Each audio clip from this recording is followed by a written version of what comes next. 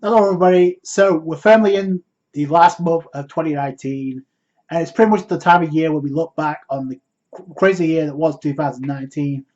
I mean, it's been a rocky year for a lot of different reasons, YouTube alone. But despite the negative aspects of this year, there is a silver lining. When it comes to entertainment, there's been movies been hitting the mark. There's also been ones that haven't, and there's also been anime that have been started up and also got re-established. So I'm going to be going over the ones that stuck out the most in 2019. Last year, in 2018, I actually did the top 5 episodes of anime.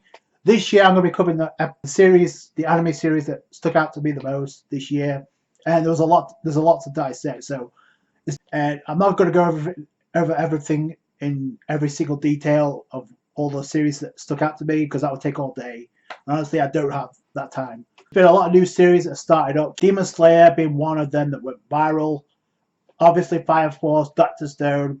There's been those series that got re-established, like Attack on Titan. You wouldn't think that we had season 3, part 2, because it was such a long time ago this year. Right at the beginning of the year, we had it. But yeah, we did have season 3, part 2, and that was a masterpiece, and I'll cover that too. Like I said, there's a lot that got established and got re-established this year.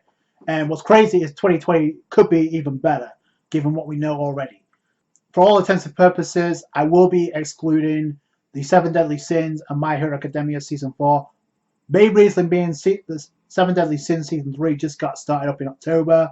And to be honest, I don't think it's only just up with about 10 episodes this week. So I'm covering have been established and pretty much wrapped up for the most part. I think Doctor Stone has 1 more episode. Fire Force has 4 more episodes, and that's it. So Kimetsu and Yaiba, aka Demon Slayer, that got wrapped up. So that's what I'm going to be covering mostly.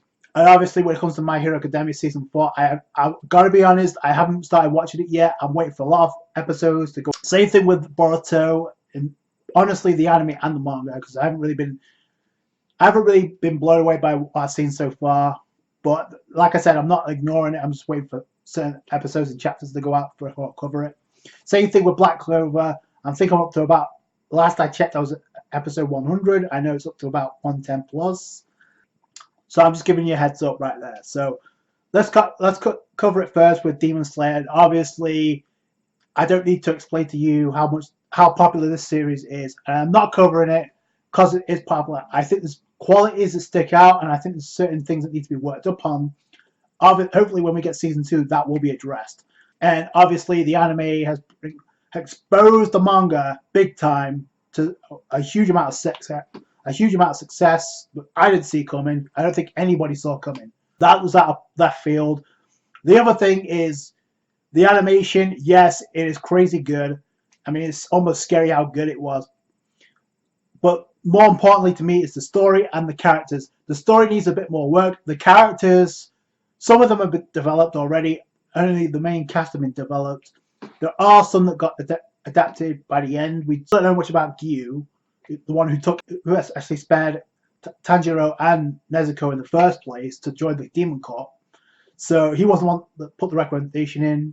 So, and honestly, the plot itself very straightforward. So Tanjiro's family got demolished except for his sister, who got transformed into a demon because Muzan Kibutsuji.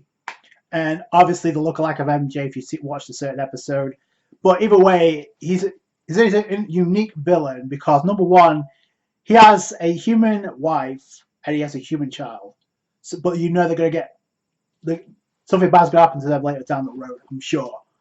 But that's the antagonist that Tanjiro has to track down and defeat. He's already bumped into him, which makes it crazy. Obviously, he's nowhere near that level yet.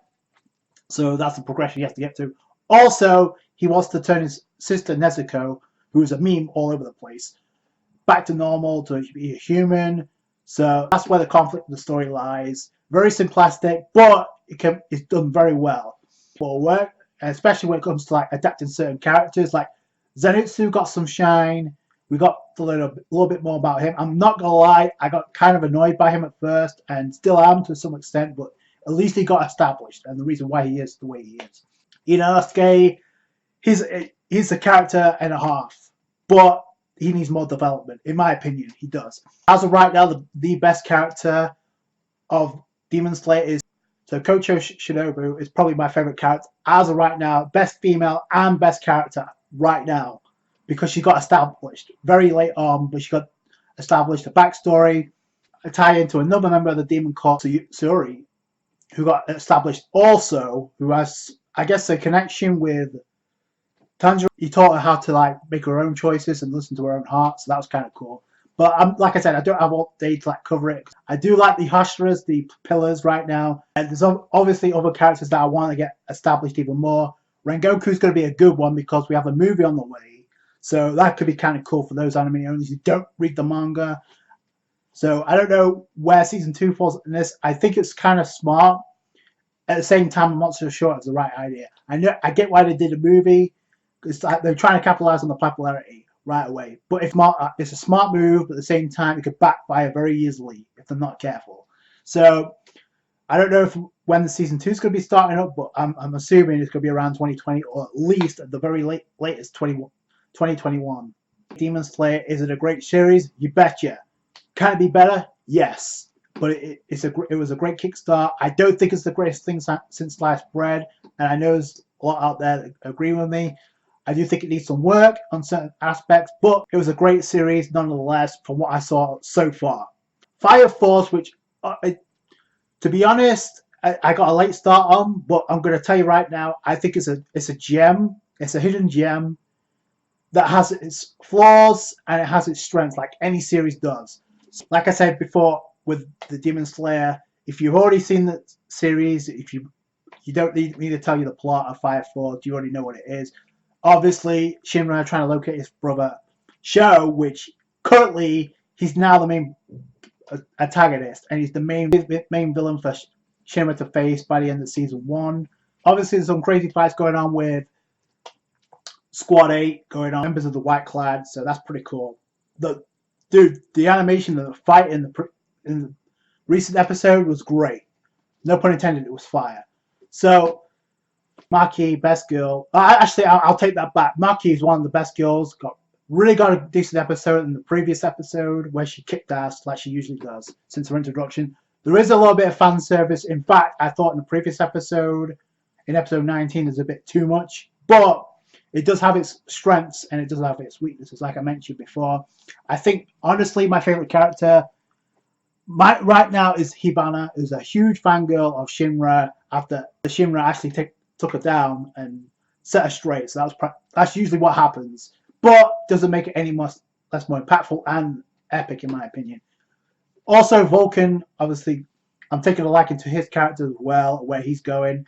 So that should be kind of cool. Hopefully he gets a huge role in episode 21. So from what I've seen so far, great. And what makes it even more amazing is the fact, obviously, tragedy when it comes to like the studio that produced Fire Force and so many others. Like Kyoto Studios obviously got hit with an arson attack, uncalled for. It's like after this, like obviously they had a break, but several weeks after this, they went straight back to work as it did happen. And obviously, there's a lot of lives was lost that shouldn't have went down. It shouldn't have happened. And honestly, can't praise them enough. Like going on with the show going on and like giving us a masterpiece. In my opinion, is great. And I'm not gonna lie, it had that same vibes. And you're gonna hear me say this a lot in this video, but it had the same vibes as the ones when I watched Soul Eater. Like not so much the actual series, but basically just the animation and the art style was so different. It kind of reminded me of Soul Eater in respect, and it's a good thing, by the way. So obviously, I'm going to mention Attack on Titan that got re-established. I think by far, probably the best season of Attack on Titan so far. In my opinion, been living under a rock. We know we have the final season. Season 4 is going to be the finale. I don't know what core it's going to be, if it's going to be a 2-part core or if it's going to be, I think it's going to be a 3-part core just because the manga's still ongoing right now. Do catch up, but it's going to take a while, so I wouldn't be surprised. It may start next year, the final season, but I don't think it's going to end next year. No way. There's just too many chapters to like adapt. So unless they do crazy pacing with each episode, which I hope not, because so far I would say Attack on Titan is easily in the top 3 animes of all time. Like no question. And season 4 follows suit of what we've been getting so far. It could very well be the best anime of all time by next year. But we've got a long way to go before then. Right now, that place still holds for Fullmetal Alchemist Brotherhood, right as of right now. So that's my favorite anime of all time. Probably favorite series of all time too. I don't need to tell you how epic it was. There's so many moments. And even when it went down a notch, like it chilled out, especially towards the end, it definitely had meaning, especially with learning more about Grisha Yeager, the father of Eren, and how the Titans came to be, and how everything falls into place. And now it sets the stage for season 4, and I can't wait to see what happens next.